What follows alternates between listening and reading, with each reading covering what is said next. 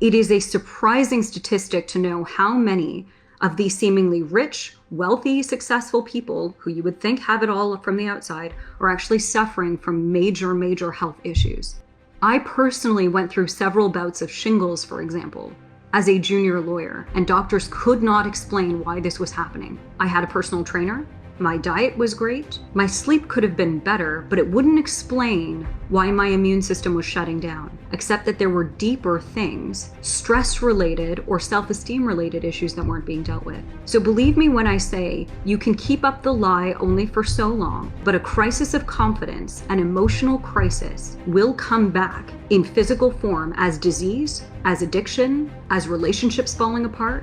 There is no getting away from this. What a crisis of confidence is really about is self-esteem. We may think that the way that we speak to ourselves, the way that we perceive our intrinsic worth has nothing to do with our ability to perform. When I was a corporate lawyer on Wall Street, you would not believe how often people who had the lowest self-esteem often presented in the external world as being extremely high performers. From the outside, you would never be able to tell that they struggled with issues around self-worth, around feeling like they were good enough. And in fact, part of the reason they were in such a high-performing profession was because they truly felt unless they had the title and unless they worked at a particularly prestigious firm or company, that they would never, ever, on their own, be good enough. And the funny part is, the more they could keep up the lie, the more they could hold the title, go from junior associate to senior associate to partner, if they could just keep the Ponzi scheme, the emotional Ponzi scheme going, they would never have to work on that issue. So how do you dismantle a mental construct that you think is who you are rather than what you believe? Over the next 30 days, I want you to actively start to step in to the construct that you create. What do they look like? What do they sound like? What habits and behaviors do they have? And when things go badly, what internal resilience or sense of worth do they hold on to rather than break apart?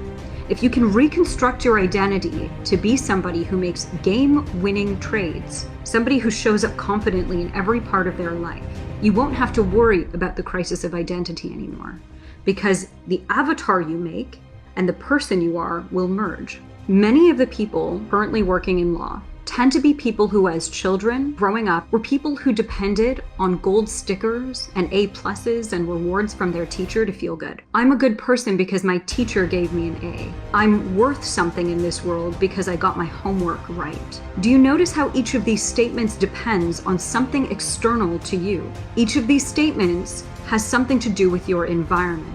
Why is that extremely dangerous if that is what your self-esteem is built on? The reason it's dangerous is because you can't control everything outside of you. So your big challenge walking away from today is, what if everything were to fall apart? What can you pride yourself on from today that has to do with you and not anything outside of you? The only relationship you have to lean on in the moment that you are sitting in front of your computer about to make a trade is the one you have with yourself. And it's the one that is determined by your intrinsic, internal value.